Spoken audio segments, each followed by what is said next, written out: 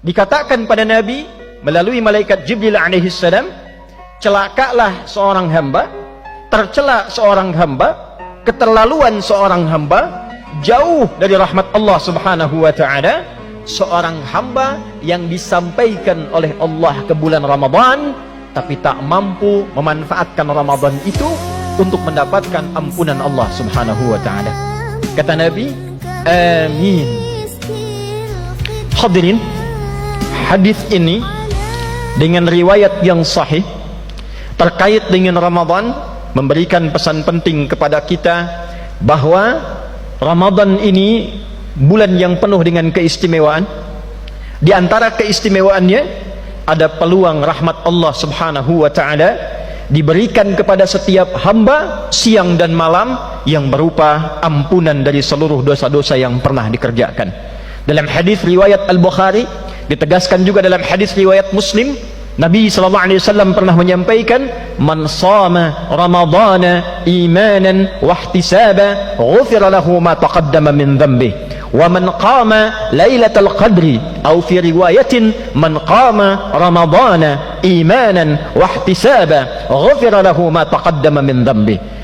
Siapapun yang menunaikan puasa Ramadan, ditunaikan di siangnya dari mulai fajar sampai dengan maghrib, diisi dengan keimanan kepada Allah, dia berusaha menjadi pribadi yang lebih baik, ikhlas dia tunaikan puasa itu, maka dengan keikhlasan menunaikan puasanya, Allah berkenan mengampuni dosa-dosa yang pernah ia lakukan selama hidupnya. Dan siapa yang bangun di malam Ramadan, dia tunaikan solat malam bersamaan dengan malam Al-Qadar, atau dia tunaikan setiap malam Ramadan, dia tunaikan ikhlas karena Allah untuk memperbaiki dirinya supaya lebih baik dalam perjalanan hidupnya, maka dengan itu diampuni dosa-dosa yang pernah ia kerjakan selama hidupnya.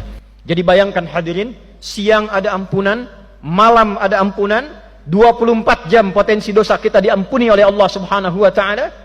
Hanya sayang, kata Nabi, ada orang yang disebut oleh malaikat Jibril, saking sayangnya Allah ingin mengampuni dosanya, diberikan siang ampunan, diberikan malam ampunan, tapi tidak disambut peluang ampunan ini dengan mendekatkan diri kepada Allah subhanahu wa ta'ala. Diminta puasa, dia tidak kerjakan. Diminta solat, dia malas-malasan. Diminta istighfar, dia tidak lakukan. Maka apa yang terjadi? Kata malaikat Jibril, raghima anfu rajulin, sungguh celaka orang seperti ini, tercela orang seperti ini, jauh dari rahmat Allah subhanahu wa ta'ala. Dakhala alaihi Ramadan lam yughfar lah, sudah diberikan kesempatan Ramadan, masuk di bulan Ramadan, tapi tidak memanfaatkan itu dengan baik, tidak ibadah dengan baik, sehingga tak mampu diampuni dosa-dosanya di bulan itu.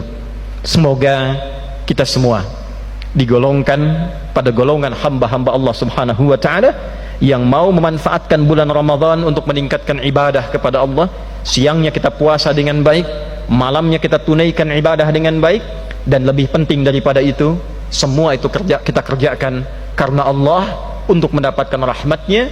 Dan semoga kita termasuk dalam golongan hamba Allah yang diampuni dosa-dosanya, sehingga nyaman untuk pulang kepada Allah di hari kiamat kelak.